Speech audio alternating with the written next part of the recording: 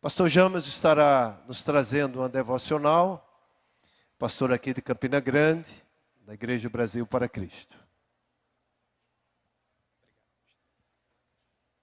Meus queridos irmãos, a graça e a paz do Senhor Jesus, amém?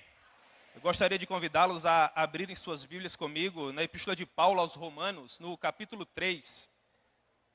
E nós vamos fazer a leitura da palavra do Senhor a partir do versículo 21. Portanto, Romanos, capítulo 3, a partir do versículo 21, e nós vamos passar alguns minutos aqui pensando um pouco acerca desses versículos, do verso 21 ao verso 31. Amém, irmãos? Portanto, nos diz a palavra do Senhor: mas agora, sem lei, se manifestou a justiça de Deus, testemunhada pela lei e pelos profetas. Justiça de Deus mediante a fé em Jesus Cristo, para todos e sobre todos os que creem, porque não há distinção. Pois todos pecaram e carecem da glória de Deus, sendo justificados gratuitamente por sua graça, mediante a redenção que há em Cristo Jesus, a quem Deus propôs no seu sangue, como propiciação, mediante a fé, para manifestar a sua justiça, por ter Deus, na sua tolerância, deixado impunes os pecados anteriormente cometidos, tendo em vista a manifestação da sua justiça no tempo presente, para ele mesmo ser justo e o justificador daquele que tem fé em Jesus. Onde, pois, a jactância foi de todo excluída. Por que lei das obras? Não, pelo contrário, pela lei da fé. Concluímos, pois, que o homem é justificado pela fé, independentemente das obras da lei. É porventura Deus somente dos judeus? Não é também dos gentios? Sim, também dos gentios, visto que Deus é um só, o qual justificará por fé o circunciso e mediante a fé o incircunciso. Anulamos, pois, a lei pela fé? Não, de maneira nenhuma. Antes, confirmamos a lei. Amém, irmãos? Que o bom Deus possa propor a sua palavra ao nosso coração. Vamos orar em nome de Jesus. Senhor, muito obrigado pela oportunidade que temos de meditar em Tua palavra. Neste momento, ó Pai, nós rogamos o Teu favor, de modo que o Senhor possa vir sobre nós a nos iluminar, de modo que nós possamos compreender as doces e profundas verdades que o Senhor nos propõe nesse excerto maravilhoso das Escrituras que nós acabamos de ler. É assim, ó Pai, que nós oramos e por tudo mais agradecemos em o nome de Jesus. Amém. Muito bem, irmãos, nós sabemos que Paulo trata acerca da justificação pela fé nesses versos que nós acabamos de ler. Mas nós não teremos condições de valorizar essa doutrina tão sublime, tão maravilhosa, se a princípio nós não compreendermos o que de fato fez com que Deus tivesse que trazê-la à tona, na plenitude dos tempos, na pessoa do seu Filho. Portanto, Paulo inicia esse documento maravilhoso, a epístola que ele escreveu à capital do Império Romano, a epístola de Paulo aos Romanos, nos dizendo, a princípio, ainda no capítulo 1, que ele não se envergonhava dessa notícia que ele estava prestes a compartilhar conosco. Porque, segundo ele, no entendimento dele, esta doutrina seria o poder de Deus para a salvação de todo aquele que nele depositasse confiança, para a salvação de todo homem que nele acreditasse. Portanto, Paulo vai dizer que, Romanos capítulo 1, versículo 17, se qualquer homem, em qualquer face da terra, do planeta Terra, de fato quiser ser justificado por Deus, voltar a ter paz com Ele, ele precisa acreditar nessa justiça, porque não existe nenhum outro caminho. Todo aquele que de fato anseia no seu coração voltar a ter um relacionamento com Deus, deve embasar-se nessa justiça. Então, uma vez que Paulo faz esse resumo para nós, ainda no capítulo 1, nos versos 16 e 17, ele procura nos dizer por que nós éramos tão carentes dessa verdade, por que nós precisávamos de uma maneira tão urgente disso que ele acabara de colocar perante nós. Então, a princípio, ainda no capítulo 1, do verso 18 até o verso 32, de uma maneira genérica, Paulo prova que todo o gênero humano carecia dessa justiça, porque em virtude do pecado, todos nós nos alienamos de Deus, todos nós nos vimos completamente afastados dele. E esse teatro maravilhoso, ao qual nós chamamos de criação, resta presente perante todos nós para de fato testificar que nós somos indesculpáveis. E é justamente isso que Paulo diz. Ele diz, Romanos capítulo 1, versículo 19, porquanto que de Deus se pode conhecer, é manifesto entre eles, porque Deus lhe manifestou. Portanto, toda a criação aponta para um Deus que é glorioso, para um Deus que é excelso, que é todo-poderoso, que tem se revelado a todos nós através dos seus atributos invisíveis, através do seu eterno poder e através da sua própria divindade. E que em virtude de tudo isso nós somos indesculpáveis. Portanto, Paulo levanta o argumento de que todos nós, todos os seres humanos, somos indesculpáveis perante o Senhor. De modo que a santa e justa ira que repousa sobre nós, de fato, é uma ira justa. Ele continua no seu argumento, ele avança na carta, e quando nós finalmente chegamos ao capítulo 2, agora ele explica de uma maneira mais a miúde a situação dos judeus. Nós entendemos que os judeus, pelo fato de serem humanos, tais quais nós somos, se encontravam incluídos nesse capítulo 1. Só que, pelo fato das peculiaridades que envolviam os judeus, Paulo preferiu tratá-los de uma maneira particular no capítulo 2. E ele desconstrói as 3 teses sobre as quais todo judeu se orgulhava. Os judeus se orgulhavam de descender de Abraão, os judeus se orgulhavam pelo fato de terem recebido a lei de Moisés, e eles se orgulhavam daquele aspecto exterior que denotava sua aliança com Deus, a circuncisão. E Paulo desconstrói essas 3 teses no capítulo 2. Ele desconstrói a primeira, o fato deles se ufanarem por pertencer a Abraão, ainda no capítulo 2, versículo 1. Ele desconstrói a tese de que eles se arrogavam melhores em virtude da lei, ainda no capítulo 2, versículo 17. E finalmente ele faz cair por terra a tese de que eles seriam melhores que qualquer de nós, no capítulo 2, versículos 23 e 24, quando ele diz que o que é circunciso se vive enquanto incircunciso, a sua circuncisão já se tornou incircuncisão. Portanto, eles não têm de que se orgulhar, eles não têm de que se orgulhar. De fato, a justiça de Deus também repousa sobre eles. E Paulo une esses 2 argumentos, tanto do capítulo 1, do verso 18 ao verso 32, quanto de todo o capítulo 2, em Romanos capítulo 3, quando ele vai nos dizer assim, Romanos 3:9, que se conclui? Paulo está unindo os argumentos. Nós temos qualquer vantagem pelo fato de sermos judeus? Leia-se. E ele responde, não de forma nenhuma, pois já temos demonstrado que todos, tanto judeus como gregos, estão debaixo do pecado. Assim como está escrito, não há um justo, não há um sequer, não há quem entenda, não há quem busque a Deus. Todos se extraviaram, a uma se fizeram inúteis, não há quem faça o bem e que nunca peque. Mas acontece que, quem sabe, alguém poderia se levantar e dizer, mas e se nós cumprirmos a lei de Moisés? Não está escrito que aquele que obedecer à lei, pela justiça divina da lei sobreviverá, permanecerá na presença de Deus? E se isso de fato acontecer, será que seria possível? Então Paulo conclui o seu argumento acerca da necessidade que nós temos da justificação pela fé, no capítulo 3, versos 19 e 20, dizendo assim, ora, sabemos que tudo o que a lei diz, aos que vivem na lei o diz, para que se cale toda a boca, e todo o mundo seja culpável perante Deus, visto que ninguém será justificado diante dele por obras da lei, em razão de que pela lei vem o pleno conhecimento do pecado. Portanto, Paulo nos prova no seu primeiro argumento que todos nós somos indesculpáveis porque a criação manifesta a glória de Deus. Paulo prova que os judeus são tais quais nós somos porque eles também pecaram e sobre eles também paira a ira de Deus. E finalmente ele conclui esse argumento quanto à nossa necessidade urgente do Senhor, dizendo que a lei fora instituída tão somente para calar todos os nossos argumentos, para restar provado que não existe qualquer ser humano que possa auto-justificar-se. A lei serve para mostrar, irmãos, que sem o Senhor Jesus, nós estamos completamente alienados de Deus. Só resta sobre nós a expectativa de uma condenação certa e eterna.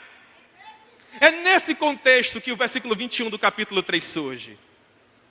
Perceba como ele vem como uma espécie de bálsamo, de lenitivo. Mas agora, devia ser escrito com letras douradas. Mas agora, sem lei, se manifestou a justiça de Deus, testemunhada pela lei e pelos profetas. Quando Paulo diz que agora tem se manifestado a justiça de Deus, Paulo diz que a justiça que Deus havia proposto para nós desde antes da fundação dos séculos, agora, na plenitude dos tempos, na pessoa de Cristo, se torna histórica. E ele diz que essa justiça se manifesta sem lei, porque nos versículos 19 e 20 ele disse para nós que a lei dos mandamentos só serviu para atestar nossa culpa. Portanto, não será em virtude do cumprimento desta lei, do mérito que emana dela, que nós seremos justificados perante o Senhor. Em virtude disso, que agora sem lei se manifestou a justiça de Deus, testemunhada pela lei e pelos profetas. Portanto, entenda, num primeiro momento, a lei que aparece no versículo 21 é a lei dos mandamentos. Aquele atestado de culpa que nós tínhamos, em virtude dela nós jamais seríamos justificados. Mas a justiça de que agora Paulo trata é uma justiça que sempre esteve presente nas Sagradas Escrituras. Desde o Gênesis até Malaquias, ela esteve lá, ainda que de maneira velada. Não é uma justiça alienígena, não é algo que está sendo enxertado, pelo contrário, sempre foi o plano soberano de um Deus de amor, só que agora Ele torna essa justiça histórica, ela é palpável e vem até nós na pessoa do seu Filho. Por isso Ele diz, justiça de Deus, mediante a fé. Ora, Paulo já havia tecido o argumento da fé ainda no capítulo 1. Ele diz, mas aquele que quiser ser justo perante Deus, precisa ser justo, recebendo o quê? Esta fé. Mas o justo viverá por fé. Então, finalmente, após mostrar a nossa alienação, a nossa necessidade, Paulo nos diz em seu argumento onde nós devemos depositar nossa confiança, em quem nós devemos crer. Ele diz, justiça de Deus mediante a fé em Jesus Cristo. Cristo sim é o objeto da nossa fé, é nele que nós devemos depositar a nossa confiança. Justiça de Deus mediante a fé em Jesus Cristo, para todos e sobre todos os que creem, porque não há distinção. Paulo já havia provado para nós que todos havíamos pecados. Todos estávamos alienados, vivíamos como que uma ovelha que não pertencia, que não possuía pastor. Mas agora nós fomos, irmãos, alcançados por Deus. E essa justiça agora vem até nós, para todos, de todos os povos, tribos, línguas e nações. Por quê? Porque todos pecaram e destituídos estão da glória de Deus. E agora ele resume o argumento da justificação pela fé, finalmente no versículo 24, quando ele diz, sendo justificados gratuitamente por sua graça, mediante a redenção que há em Cristo Jesus. Que palavras maravilhosas. É neste ponto que finalmente Paulo começa a nos explicar de uma maneira mais a miúde como essa justiça nos é oferecida. Ele diz, nós somos justificados. Perceba que no primeiro momento não são todos os seres humanos que são justificados, e sim aqueles que exercem uma fé salvífica na pessoa do Senhor Jesus. Visto que justificação é aquele ato gracioso de Deus, por meio do qual, com base unicamente na obra mediadora efetuada por Cristo, Ele declara justo o pecador. E este aceita este benefício com coração crente. Em outras palavras, justificação é uma questão de imputação. É um Deus que vem até nós e nos declara justos. E como Ele faz isso? Ele faz isso gratuitamente. Ele faz isso sem levar em consideração o seu sobrenome, ele faz isso sem levar em consideração a sua conta bancária, porque não há qualquer mérito humano na justificação, é Deus quem nos imputa a sua justiça. E como Ele faz isso? Faz isso por meio da sua graça. Faz sem que nós venhamos a merecer o que Ele está fazendo por nós, sendo justificados gratuitamente por sua graça. Através de que instrumento? Qual é o meio? Mediante a redenção que há em Cristo Jesus. Redimir é livrar quem quer que seja por meio do pagamento de um resgate. E este ato é um ato exclusivo de Deus. É Ele quem paga a nossa dívida. É Ele quem retira de sobre nós a cédula que de alguma forma nos era contrária. É Ele quem nos redime. É Ele quem nos justifica, nos colocando mais uma vez em sua presença. E como Ele faz isso? De que forma essa dívida é paga? Paulo, escrevendo aos Colossenses, nos diz, no capítulo 2, a partir do versículo 13, e a vós outros que estáveis mortos pelas vossas transgressões e pela incircuncisão da vossa carne, vos deu vida juntamente com Ele. Perceba o que é remissão, perdoando todos os vossos delitos. De que forma? cancelando o escrito de dívida que era contra nós e que constava de ordenanças, o qual nos era prejudicial, ele removeu inteiramente, encravando na cruz. Remissão. Remissão. Remissão por meio do sacrifício sangrento do Senhor Jesus. Do Senhor Jesus, que é o único mediador entre Deus e os homens, de modo que ele se torna para nós a única maneira de nós voltarmos a ter contato com Deus, pagando o preço devido. Então, neste momento, uma vez que nós tivemos acesso a essas questões que são tão importantes para a nossa compreensão da justificação pela fé, há um segundo argumento. Como que se pairasse a seguinte pergunta: ora, se nós não temos com o que eu pagar, e se Deus não dispensa o pagamento, então finalmente quem paga? Porque nós tivemos acesso à informação de que somos justificados gratuitamente por meio da graça, através da redenção que há em Cristo Jesus, mas onde fica a ira de Deus? Onde fica a ira de Deus em virtude do pecado? Onde fica o sangue que tem que ser derramado? Como Deus pode perdoar o ímpio sem que com isso ele venha sacrificar a sua própria justiça? Paulo nos responde isso de uma maneira magnífica em seu próximo argumento, a partir do versículo 25, quando ele trata conosco a respeito da propiciação.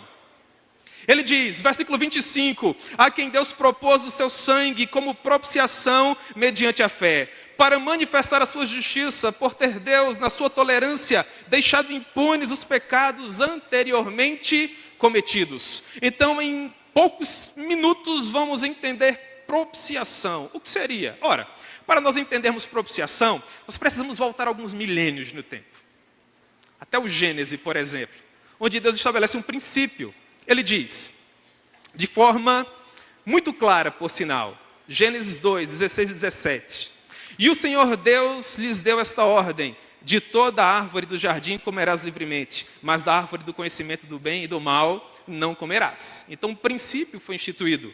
Um limite para o homem. Ele não poderia transigir esse limite, não poderia passar além daquilo que Deus havia estabelecido para ele. Mas acontece que é justamente isso que o homem faz. E qual a consequência? Quando nós transigimos o mandamento, quando nós estamos para além daquilo que Deus tem estabelecido para nós, nós pecamos. E o que o pecado causa? Ora, ainda em Gênesis 2,17, na porção final, está escrito: porque no dia em que você tomar desse fruto e dele comer, você certamente morrerá. Portanto, o pecado, obviamente, causa a morte. No pecado daquele primeiro casal, do Adão e da Eva, todos nós também pecamos. Ali está o pacto das obras, o pecado original, a terrível queda do homem. Então todos nós, desde o momento da nossa concepção até o final das nossas vidas, todos nascemos e vivemos e finalmente morremos pecadores. Mas para além do pecado que nós herdamos em Adão, nós também aglutinamos todos os dias, diuturnamente, o nosso próprio pecado. Portanto, essa é a extensão do pecado. Paulo já trouxe para nós no versículo 23, pois todos pecaram e destituídos estão da glória de Deus. Em resumo, qual a solução? Ora, a solução é cumprir o desígnio de Deus. Ele disse, de maneira expressa, a alma que pecar, essa morrerá. E no Levítico, ele diz, só há perdão de pecado se houver derramamento de sangue. Portanto, se torna óbvio, o pecador deve morrer, para que a justiça de Deus se torne satisfeita, e Deus seja finalmente apaziguado. Isto diz a palavra de um Deus todo-poderoso, que não pode mentir. E é justamente nesse contexto que entra a beleza da morte vicária de Cristo Jesus. É justamente neste ponto que reside toda a beleza, toda a maravilha da obra realizada por Cristo. Porque entenda, quando aquele primeiro casal pecou, e de uma maneira precária, pífia, tosca, pega aquelas folhas de figueira e procura se esconder de Deus com aquelas folhas, eles conseguiram esse intento? Mas é óbvio que não. Então Deus, de uma maneira substitutiva, retira as folhas e introduz a pele dos animais. Só que para que aquela pele finalmente chegasse ali, o que teve que acontecer com os animais? O seu sangue teve que ser derramado. Então houve uma substituição. Nesse momento Deus estabelece um princípio, que foi mais uma vez ratificado poucos séculos depois, a época de Moisés, quando o sacerdócio foi introduzido. E todos aqueles animais tinham que ser sacrificados em substituição do pecado daqueles homens que continuamente pecavam. Só que o sangue daqueles animais nunca foram suficientes para que de maneira eficaz o pecado do homem fosse finalmente perdoado. Era um sacrifício precário, paliativo, até que finalmente, na plenitude dos tempos, como Paulo nos diz na Epístola aos Gálatas, o Cordeiro foi enviado ao mundo. Você lembra da afirmação maravilhosa do João Batista? Este é o Cordeiro de Deus que retira o pecado do mundo. Então o que acontece aqui?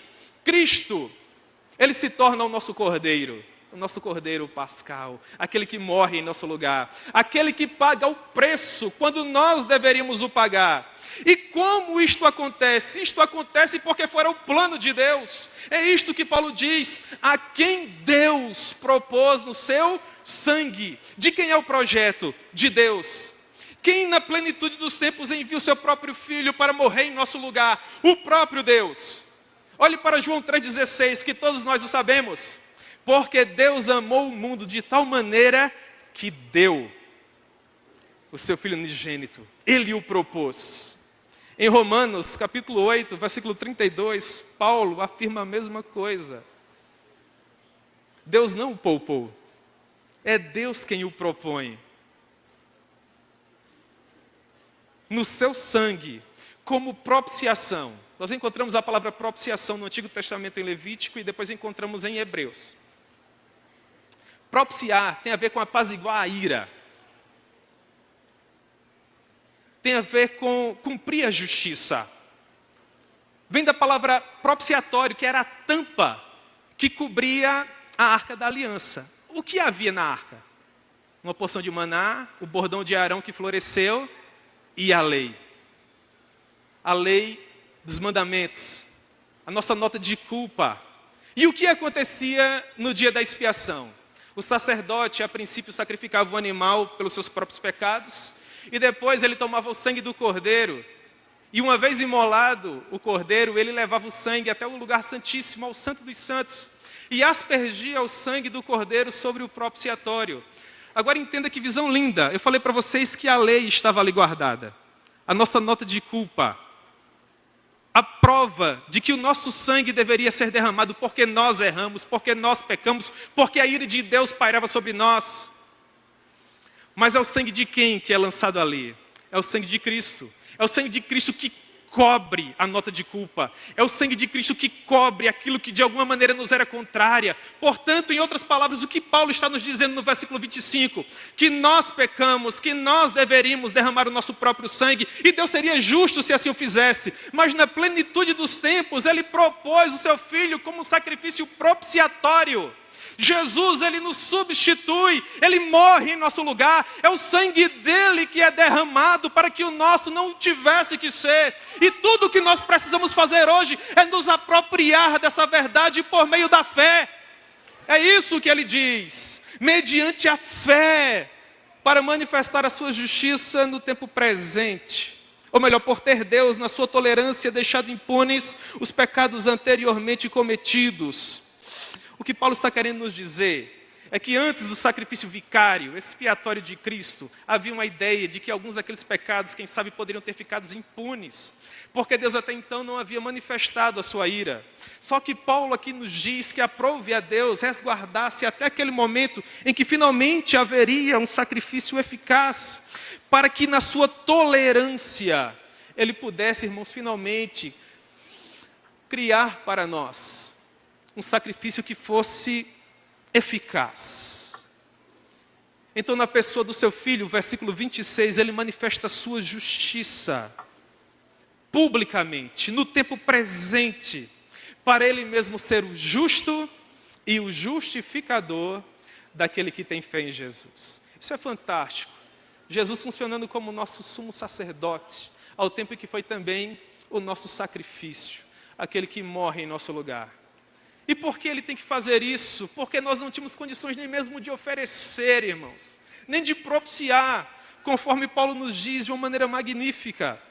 Ele diz que, visto, Romanos capítulo 8, versículo 3, que fora impossível a lei, da maneira com que ela estava enferma pela carne, apresentar um sacrifício, isso fez Deus enviando o seu próprio Filho em semelhança de carne pecaminosa e no tocante ao pecado. E com efeito condenou Deus na carne o pecado, a fim de que o preceito da lei se cumprisse em nós, que não andamos segundo a carne, mas segundo o Espírito. Visto que a carne estava enferma em virtude da lei, Deus se torna o nosso justificador. E pelo fato de nós não termos o que oferecer, Ele também se torna aquele que é justo. Ele faz tudo e todas as coisas e finalmente nos redime. Agora, uma vez que nós entendemos, irmãos, propiciação, nós voltamos rapidamente ao versículo 24 e perceba como nós conseguimos lê-lo com outros olhos. Olha só, sendo justificados gratuitamente. Por que gratuitamente? Porque o sangue já fora derramado. E tudo que nós precisamos fazer é nos apropriar daquela justiça. Isso se chama imputação. Martinho Lutero dizia: ó pecador, aprenda a orar a Cristo e o aprenda crucificado. Aprenda a orar a Ele, perdendo toda a esperança em si mesmo e diga: tu, Senhor, eras minha justiça e eu sou o teu pecado. Tomaste em ti mesmo aquilo que tu não eras e me destes aquilo que eu não sou. Isso é justificação. É a substituição daquele que deveria morrer por aquele que não deveria. Ele pega o mérito da sua morte e transfere para nós. E o que nós precisamos fazer em troca? Nada. Isto é, gratuitamente. O que nós fazemos para merecer? Absolutamente nada. Isso é pela graça. É um favor imerecido. Então, se você era escravo do pecado, se você vivia como uma ovelha desgarrada que não possuía pastor, e agora você sabe de onde você saiu, onde você está e para onde você vai, é que isso é devido. Isso é devido à redenção que nós encontramos do sangue derramado. E de que maneira nós participamos dessa obra? De maneira nenhuma. Paulo diz: onde fica, portanto, o orgulho do homem? Onde, pois, a jactância? E ele próprio responde: foi de todo excluída. Por que lei das obras? O que foi que você fez? O que foi que eu fiz? Nós não fizemos absolutamente nada. Não, pelo contrário, pela lei da fé. Então vem o versículo 28. Deveria ser escrito também com letras douradas, irmãos. Que fantástico. Concluímos, pois, que o homem é justificado pela fé. Nós não cooperamos com ele. Nós não realizamos absolutamente nada. Não há qualquer mérito em nós. Ele faz tudo e todas as coisas. A ele, pois, a glória. A ele, pois, a glória. Como nós chegamos com o peito inflado em Romanos capítulo 5, não é? Nós começamos em Romanos capítulo 1 completamente depravados, alienados. Só ira pairava sobre nós. Depois de todo este ato gracioso da parte do Senhor Jesus, olha como nós chegamos em Romanos capítulo 5. Justificados, pois, mediante a fé, temos paz com Deus. Sabe o que você devia fazer? Colocar Romanos 5:1 numa moldura e afixá-lo no seu quarto, para ser a última coisa que você vai ver antes de dormir e a primeira coisa que você vai ver antes de acordar. Todos os dias, justificados, pois, por meio da fé, temos paz com Deus.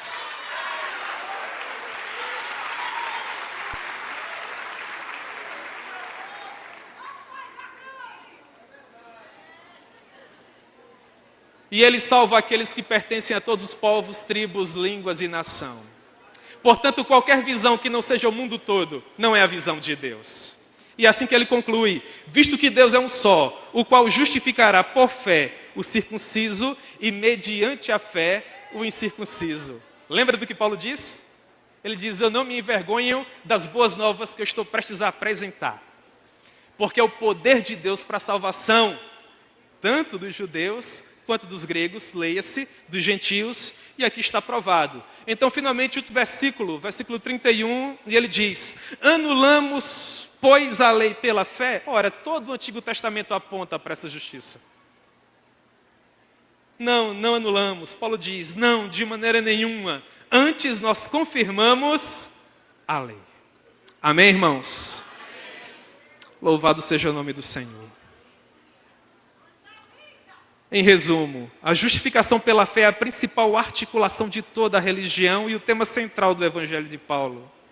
Essa doutrina espelha claramente todas as principais características da verdade do Evangelho: a retidão, a graça, a justiça e a lei de Deus. Ela demonstra tudo aquilo que fora feito por nós em perdão e em graça genuína, ao tempo em que perfeitamente ela apresenta perante o Pai todas as suas exigências. Todas as facetas da justificação pela fé inspiram reverência e adoração. Amém? Que o bom Deus proponha a sua palavra ao nosso coração, no nome de Jesus.